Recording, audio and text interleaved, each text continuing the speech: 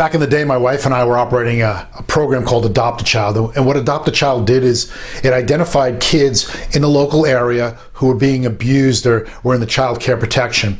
And what we would do is we would find out what their Christmas wish was. And the group, the Division of Youth and Family Services, would provide us with a list of the kids in the program. And it would tell us their gender, their age, their sex, and what their Christmas wish was.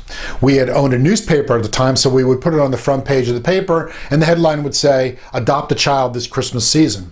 Well, people would reach out to us and tell us, "I'd like to take 5 kids, 4 kids, 1 kid, whatever it is," and we would send them the information on that child.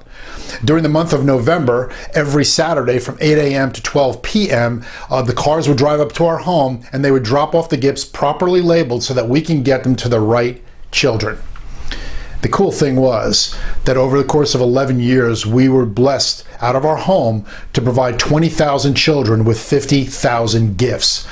In the year 2000, in the state of New Jersey, we were voted as the Volunteers of the Year. We were the largest donors in the entire state, bigger than any corporation, and we didn't buy one gift. We simply coordinated it. People would come up to us and they would cry as they're giving us these gifts, saying, "Thank you so much for allowing me to participate." And then in the fall of 2008, I started to sense that God was trying to speak to me.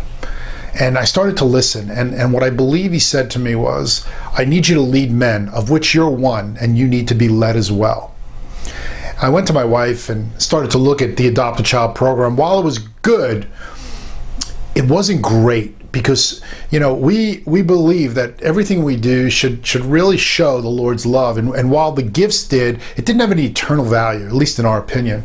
So what we did was, or what I did, is I told my wife that I think it's time to stop this program. And when we told the people that were in charge that we were stopping it, they were not happy because, again, we were the largest donors. So it left a big hole.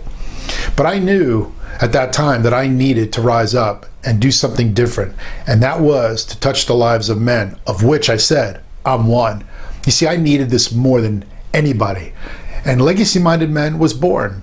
And I'm not just the president, but I'm one of its best customers. I've learned so much from the people around me.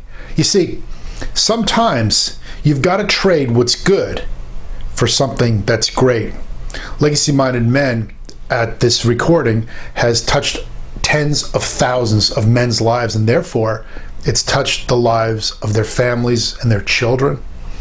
So what is in your life that's good? It looks good, but what does the master have for you? Because I promise you, if you trade what you have that's good for something that he has for you, well, then you're going to be trading something good for something great. My name is Joe Pellegrino, and this has been a Legacy Minute.